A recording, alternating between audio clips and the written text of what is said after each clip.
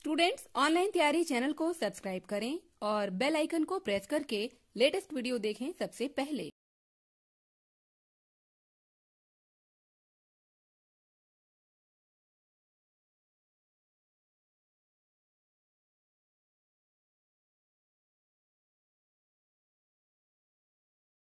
Hello and welcome everyone to online तैयारी that is OT, जहां पर हम ट्रीट करते हैं आपकी सारी क्वेरीज। इस OT में आपकी सारी क्वेरीज को ट्रीट किया जाता है एंड हियर वी आर, जहां पर एक बहुत ही इंपॉर्टेंट पैटर्न और टॉपिक की हम बात कर रहे हैं जो ना सिर्फ IBPS क्लर्क के प्री में काम आएगी, मेंस में भी बहुत हेल्प करेगी। राइट, अनसर्टेन पैटर्न है जो कि क्वेश्चंस आपको कुछ ऐसे पूछे जाते हैं जो कि नए पैटर्न पर बेस्ड होते हैं। तो आज ऐसे मैं आपको 4 पैटर्न दिखाने वाली हूं और उन पर बेस्ड एक एक एग्जाम्पल मैं लूंगी आपके साथ। आई मेक यू एक्सप्लेन, मैं आपको एक्सप्लेन करूंगी और आप साथ के साथ मुझे आंसर कर सकते हो कमेंट्स के थ्रू। आप कमेंट में मुझे आंसर बता सकते हो, अपनी क्वेरीज बता सकते हो, ये भी बताओगे इफ यू वांट, आप बता सकते हैं कि आपको सेशन पसंद आया या नहीं, या फिर आप एक्चुअली में और क्या एड ऑन्स चाहते हैं हमारी तरफ से, क्या क्या टॉपिक्स पर आपको प्रॉब्लम्स आती हैं जिनको हम एड्रेस कर सकते हैं, जो आप चाहते हैं कि हम वो क्वेरीज लें और हम आपकी प्रॉब्लम्स को रिजॉल्व करें। ठीक है स्टूडेंट्स, चलिए आज का जो टॉपिक है शुरू करते हैं। It is uncertain pattern based questions. अलग अलग पैटर्न्स पर बेस्ड कुछ क्वेश्चंस हैं, देखते हैं क्वेश्चंस क्या हैं। मैंने कहा 4 pattern, 4 pattern here. Pattern number 1, अब यहाँ पैटर्न नंबर 1 में डायरेक्शन लिखा हुआ है, following question consist of 2 sentences, read each sentence to find out whether there is any grammatical error in it and mark your answer accordingly। आपको 2 sentences में क्या check करना है, ग्रामेटिकल एरर, और फिर आपको ऑप्शन में से सही जवाब बताना है। अब हो सकता है एरर सिर्फ पहले सेंटेंस में हो, सिर्फ दूसरे में हो, दोनों में हो, कोई एरर ना हो, या एक से अधिक एरर हो किसी भी एक सेंटेंस में। तो ये 5 ऑप्शन है, आपको चेक करके बताना है। अब अगर हम दोनों सेंटेंसेस को देखें, पहला दोनों को पढ़ना पड़ेगा। अब मिलेगा एक ही मार्क आपको, लेकिन आपको एरर कितने फाइंड करने हैं, 2 एरर डिटेक्शन करने हैं। हो सकता है अगर एक सेंटेंस में एक से अधिक एरर है तो आपको 3 एरर डिटेक्ट करने पड़े। तो इट डिपेंड्स। यहाँ पर पैटर्न में टाइम कंज्यूमिंग भी है, जो क्वेश्चन पैटर्न है ये थोड़ा सा टाइम कंज्यूमिंग है। दूसरी चीज, ये इस तरह के क्वेश्चंस आपको पूछे जा चुके हैं। ठीक है, पहला सेंटेंस लिखा है, Shaheen feels badly about what has happened to his chum. Chum का मतलब होता है बेस्ट फ्रेंड, क्लोजेस्ट फ्रेंड, जिसके साथ आप अपने सारे के सारे सीक्रेट्स शेयर करते हो, उसको कहते हैं। जो आपका चमचा है, जो आपके सीक्रेट्स रख लेता है, तो चमचे को क्या कहा जाता है इंग्लिश में, चम कहा जाता है। ठीक है ना। ओके, तो यहां पर इस सेंटेंस में कुछ गलती लग रही है, शाहीन फील्स बैडली अबाउट। अब देखो, फील्स हमारा वर्ब है, लेकिन शाहीन को कैसा लगा, हम बैडली नहीं, क्या कहेंगे, बैड। आई फील बैड, क्या कहते हैं, आई फील बैड या आई फील बैडली बोलते हैं, हम कहते हैं आई फील बैड। तो जब बैड कहते हैं तो ये एडजेक्टिव बन जाता है, जहां पर ये नाउन या प्रोनाउन को क्वालिफाई करता है। तो देखा जाए तो पहले सेंटेंस में तो एरर मिल गया। ठीक है, फिर this movie is more interesting then the last one, क्योंकि दैन लिखा है, इसका मतलब हम कंपैरिजन कर रहे हैं और कंपैरेटिव फॉर्म यहां पर यूज किया गया है। ठीक है, तो इस मूवी और लास्ट वन दो को कंपेयर कर रहे हैं, इस सेंटेंस में कोई गलती नहीं है। मैं ऐसे भी कह सकती हूँ, this book is more interesting then that one और देन द लास्ट वन। खास अंतर नहीं है दोनों सेंटेंसेस में। तो ये सेंटेंस तो एकदम करेक्ट है, जबकि एरर था हमारे सिर्फ और सिर्फ पहले सेंटेंस में। तो हमारा आंसर होगा, there is error only in the first sentence. Option number A is the right answer here, क्योंकि गलती सिर्फ और सिर्फ पहले सेंटेंस में है। तो आपको यहाँ पर 1 मार्क के लिए फाइट करना है। मार्क्स आपको उतने ही मिल रहे हैं जहां पर एक सेंटेंस में आप एरर डिटेक्ट करते हो, लेकिन अब आपको 2 सेंटेंस में एरर डिटेक्ट करना है और मार्क्स आपको उतने ही मिलेंगे, ज्यादा नहीं। तो इधर क्या हुआ, टाइम आपका यूज होएगा, स्पीड आपको बढ़ानी पड़ेगी। ये 2 चीजों पे आपको साइमल्टेनियसली काम करना पड़ेगा, वरना काम बिगड़ सकता है। ठीक है, चले। तो दिस वाज पैटर्न नंबर 1। इस पर बेस्ड एक क्वेश्चन और है, I want you to answer it. आप सब ध्यान से करके मुझे आंसर करो। लिखा है I showed my mother the picture I drew in the class. ठीक है, I showed my mother the picture I drew in the class. अब देखो, आपको याद आ रहा है एक टॉपिक टेंस, अगर नहीं तो डिस्क्रिप्शन में मैंने लिंक दी हुई है, डिस्क्रिप्शन में मैंने लिंक शेयर की हुआ है, आप टेंस वहां से जाकर देख सकते हैं। ठीक है, ये है पास्ट टेंस का पॉइंट। ये किसका पॉइंट है, पास्ट टेंस का। I showed my mother the picture I drew in the class. मैंने आपको पास्ट टेंस में एक टेंस पढ़ाया था, पास्ट परफेक्ट टेंस। तो ये पास्ट परफेक्ट टेंस का पॉइंट है। और पास्ट परफेक्ट टेंस में मैंने आपको पढ़ाया था कि अगर 2 एक्शंस हो रहे हैं, तो जो एक्शन पास्ट में जो एक्शन पहले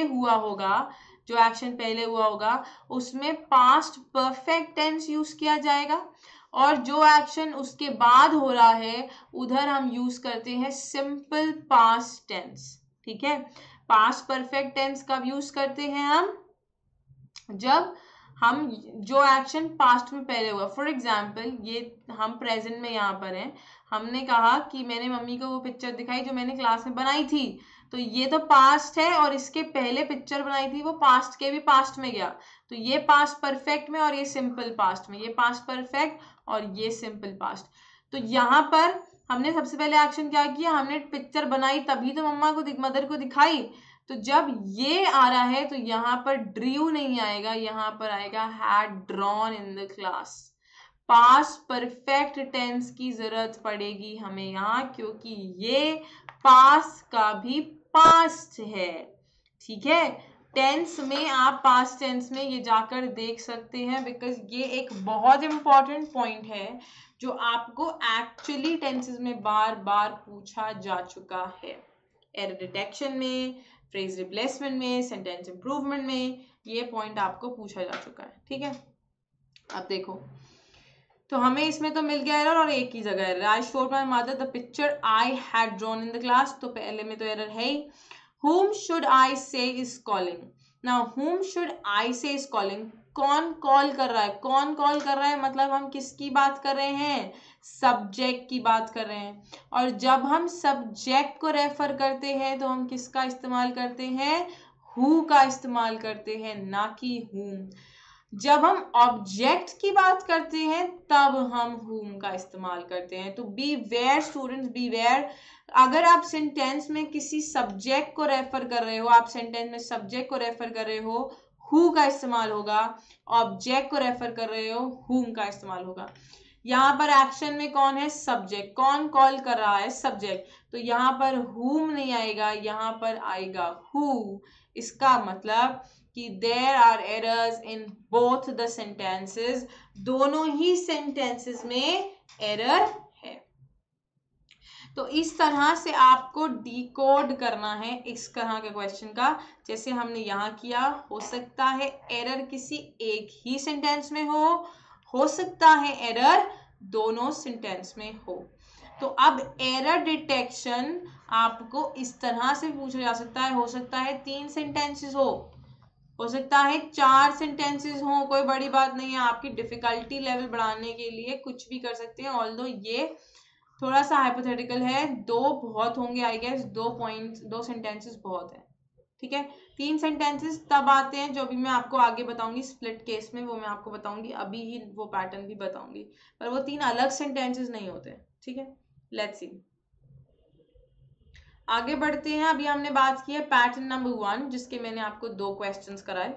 लेट्स सी पैटर्न नंबर 2।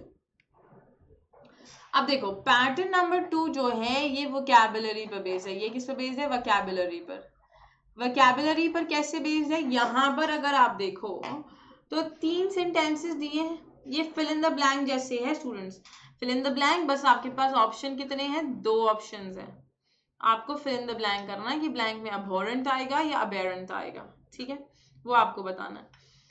अब यहाँ पर आपने पहले में सपोज का कि आंसर ए है, दूसरे में कहा ए है और तीसरे में भी कहा ए है, तो आपको ए ढूंढना पड़ेगा। यहाँ पर ए नहीं है, मतलब आपका आंसर गलत है। अगर ए बी ले लें तो आपका आंसर हो जाएगा सी।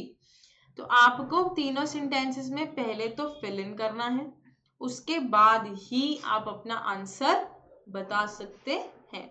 लेट्स सी, देखो, it is said that the sanitary conditions in the emergency room were abhorrent and aberrant.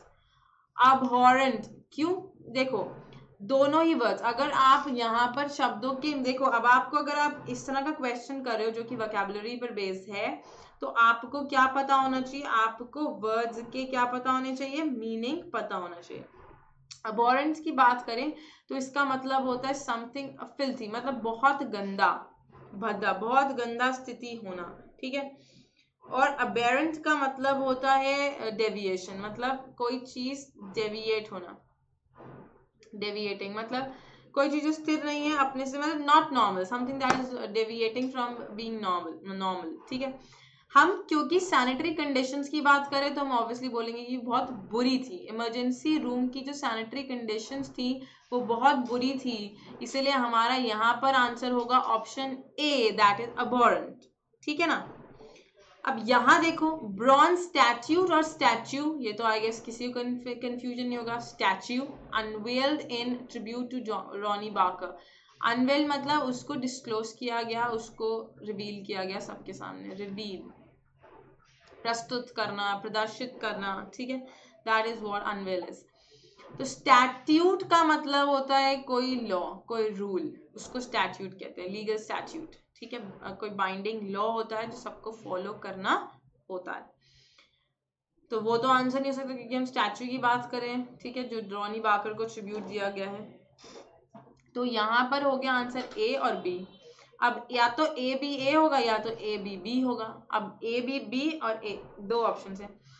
Who और whom did you speak to, किससे बात की तुमने, किससे मतलब फिर हम सब्जेक्ट की बात कर रहे हैं, और सब्जेक्ट की बात करते हैं तो क्या होता है who did you speak to, ठीक है।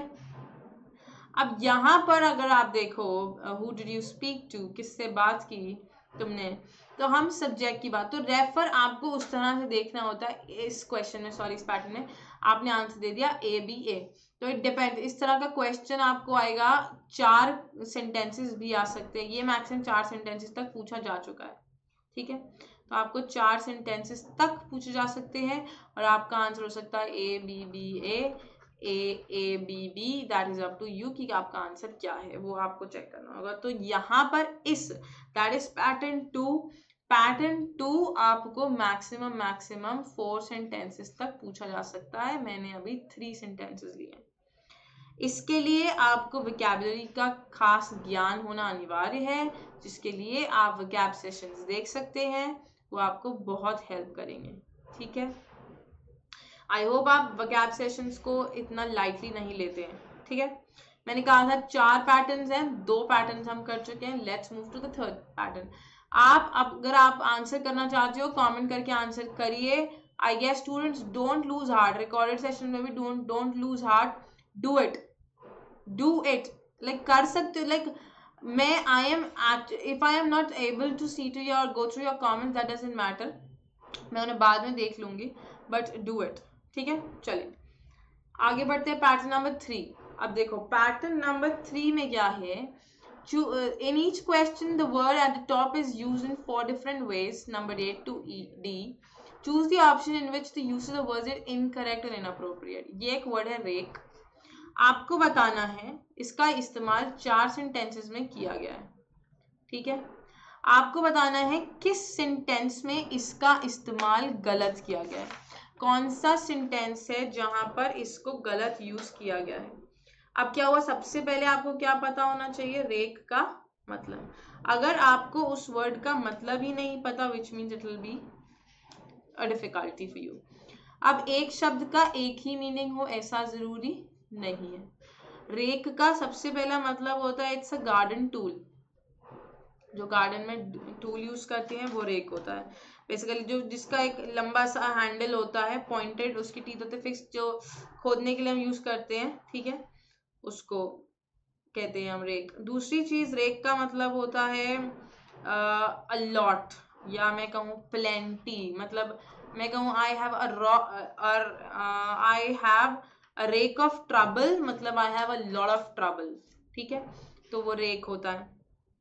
तीसरी चीज रेक वो भी होता है, थर्ड मीनिंग, ये 1, दिस इज 2, दिस इज 3।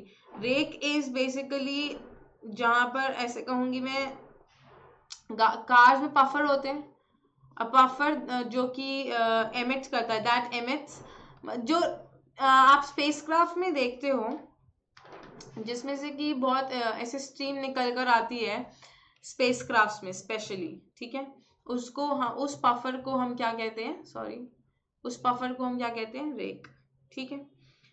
उसके अलावा अगर आप, ये तो हमने चलो बात कर ली, ये हमने बात कर ली नाउन फॉर्म में, अब हम बात करें वर्ब फॉर्म में। वर्ब फॉर्म में रेक का मतलब होता है टू सर्च, ठीक है, या फिर जो हम कह रहे थे अभी हमने बात की, to rake is to bring in order, order में लगा देना सब चीजों को, ठीक है। टू सर्च भी हो सकता है, टू स्क्रैच भी हो सकता है रेक का मतलब, ठीक है। अब आप देख रहे हो टू ब्रिंग इन ऑर्डर, या फिर इसे गैदर भी कह सकते हो, टू गैदर। अब आप देख रहे हो एक वर्ड का एक मीनिंग है, 5 मीनिंग है, तो इससे 5 सेंटेंसेस भी चाहे तो वो बना सकते थे। अब अगर आपको इस वर्ड का एक ही मीनिंग पता है, which means you lose anyway, ठीक है। अब आप देखो, she is raking in thousands a day, she is raking in thousands a day, मतलब she is actually dealing in thousands a day, she is actually working, she is using, ठीक है, she is gathering, उस तरह से बात कर रहे हैं। तो यहाँ पर तो रेकिंग का इस्तेमाल एकदम सही है, no problem. It's the only shop in there and they are raking it in, raking it in is like they are like doing well, ठीक है, again good, good enough. The rake is coming in any moment, the rake is coming in any moment, it can be garden tool, वो कह सकते हैं, a puffer, it can be anything, तो the rake noun की तरह use कर सकते हैं, which means again it is correct, ठीक है। रेक जो मिनरल वो भी होता है, जो टूथ मशीन होती है, जो कि हॉर्स से ड्रिवन होती है, ठीक है, ड्रॉन बाय अ हॉर्स, उसको भी हम रेक कहते हैं। तो rake is coming in any moment वो भी हो सकता है, जो घोड़े, मतलब जिसको आप क्या कहते हो, टांगा काइंड ऑफ, ठीक है, वो भी। Tim keeps raking off the rose we had last year, raking off the rose we had last year. अब रेक ऑफ का मतलब देखो, अब ये क्या हो गया फ्रेज, रेक ऑफ का मतलब होता है टू चीट, तो वो चीट तो नहीं कर रहा, यहाँ पर वो कह रहे हैं कि he is basically talking about the rose, जो he is actually talking about, तो टॉकिंग अबाउट के लिए हम यूज करते हैं, sorry my writing is going a bit, talking about के लिए हम यूज करते हैं रेक ओवर, तो यहाँ पर ऑफ के बजाय क्या आएगा, रेकिंग ओवर, तो इस सेंटेंस में गलती है, तो आंसर होगा ऑप्शन डी, क्योंकि हमारे पास ये, हमें इनअप्रोप्रिएट ढूंढना है ना, इनकरेक्ट, तो ये इनअप्रोप्रिएट या फिर इनकरेक्ट हो जाएगा। आ रही है मेरी बात समझ? अब देखो हमें कितनी इसमें डीप में जाना पड़ा, कितना, एक शब्द को मैंने आपको पहले 5 मीनिंग बताया, फिर उसको हम यूजेस देख रहे हैं, तो this is a lot much time consuming. अगर आपको लगे कि आपको इस तरह का पैटर्न नहीं समझ आ रहा, तो एग्जाम में उधर एकदम घुस मत जाना, don't dive into it until unless आप उस शब्द से पूरी तरह वाकिफ हैं, ठीक है, otherwise it will create a lot of problem for you, ठीक है। तो पैटर्न नंबर 3 आई गेस आप सबको समझ आ गया और आपको पता लग गया होगा कि ये कितना हमारे लिए इम्पोर्टेंट है। तो जितना पैटर्न 1 इजी था, फिर पैटर्न 2 थोड़ा सा हमारे लिए डिफिकल्ट हुआ, अब हम कर रहे पैटर्न 3 जो हमारे लिए और डिफिकल्ट हुआ। अब देखते हैं हम जो 4th आज का लास्ट पैटर्न है वो देखते हैं। 4th पैटर्न में लिखा है, in the following question there are 4 sentences or parts of sentences to that form a paragraph. Identify the sentences or parts of sentences that is or are correct in terms of grammar and usage, including, now this is what is important, including spelling, punctuation and logical consistency. तो आपको then choose the most appropriate option. आपको check करना है spelling भी, punctuation भी, logical. आप usually क्या होता है कि आपको बोला जाता है कि अवॉइड कर दो, अगर पंक्चुएशन एरर्स हैं तो उनको छोड़ दो, लेकिन अब पंक्चुएशन एरर्स को भी चेक करना है। देखिएगा लिखा I knew that this job would never fetch admirers. I knew that this job would never fetch admirers. मतलब मुझे पता था ऐसा कभी नहीं होगा।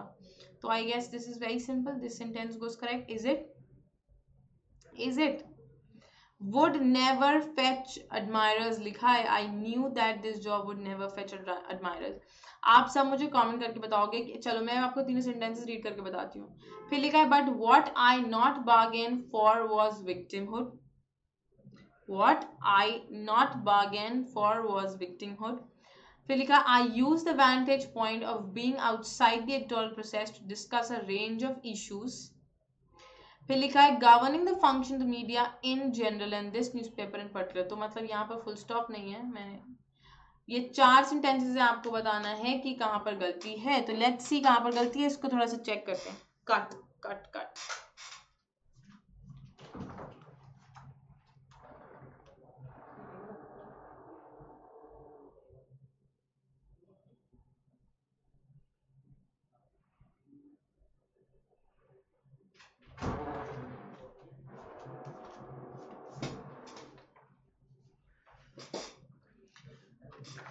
ओके सो हमें चेक करना है। लेट्स सी ए अगर सेंटेंस देखो I knew that this job would never fetch admirers which means it's appropriate. यहाँ पर कोई सेंटेंस में ना टेंस में गलती है, ना प्रोनाउंस में गलती है, ना ही कहीं पर वर्ब की एरर है, and it's good. Second sentence लिखो but what I not bargain for was victimhood. What I not, क्या नॉट को आप डू डज डिड के बिना यूज कर सकते हो? What I did not bargain, यहाँ पर डिड मिसिंग है, हमें डिड चाहिए। क्या अभी मैं ऐसे बोलूंगी what I not had, what I not had, okay. तो हेल्पिंग वर्ब तो चाहिए, या तो हैज हैव हैड हो, या फिर हमारे पास इज एम आर हो, या फिर हमारे पास डू डज डिड हो। तो हेल्पिंग वर्ब तो हमें चाहिए, नहीं तो काम नहीं बनेगा। तो but what I did not bargain was for was victimhood. फिर I use the vantage point of being outside the editorial process to discuss a range of issues. यहाँ पर भी कोई एरर नहीं है, इट्स गोइंग वेल। अब अगर B में गलती है तो या तो आंसर होगा नन ऑफ दीज क्योंकि वो ओनली बी होगा, या फिर आंसर होगा B and D. Let's see, ये 3 ऑप्शंस तो खत्म हो गए क्योंकि ए और सी तो हमारे एकदम परफेक्ट है। ठीक है, अब governing the function of the media in general and this newspaper in particular. यहां पर अगर हम बात कर रहे हैं तो गवर्निंग द फंक्शन, अब देखो I use the vantage point of being outside the editorial process to discuss a range of issues. Governing the function of the media in general and this newspaper in particular. Now, अगर आप देखो तो यहाँ पर हमें क्या चाहिए, comma चाहिए फर्स्ट ऑफ ऑल, क्योंकि यहाँ पर कॉमा मिसिंग है। इश्यूज के बाद ये इन कॉन्टिन्यूएशन नहीं है सेंटेंस, तो हमें यहाँ पर चाहिए सबसे पहले तो कॉमा। ठीक है, बाकी governing the function of the media in general and this newspaper particular goes correct, which means D में भी एरर है, तो नन ऑफ दीज भी हट गया, आंसर होगा B and D. So students whether it's punctuation और नॉट, अब आपको इस तरह का क्वेश्चन अगर पूछा जाएगा तो आपको पंक्चुएशन का भी ध्यान रखना होगा, स्पेलिंग का भी ध्यान रखना होगा, और लॉजिकल कंसिस्टेंसी का भी ध्यान रखना होगा।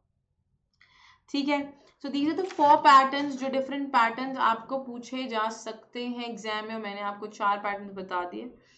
अब आपको हमारे सेक्शनल टेस्ट में जाना पड़ेगा। You have to go for the English sectional test, जहाँ पर आपको क्वेश्चंस मिल जाएंगे। क्वेश्चंस कीजिए, मैंने लिंक सेक्शनल टेस्ट की अटैच की हुई है।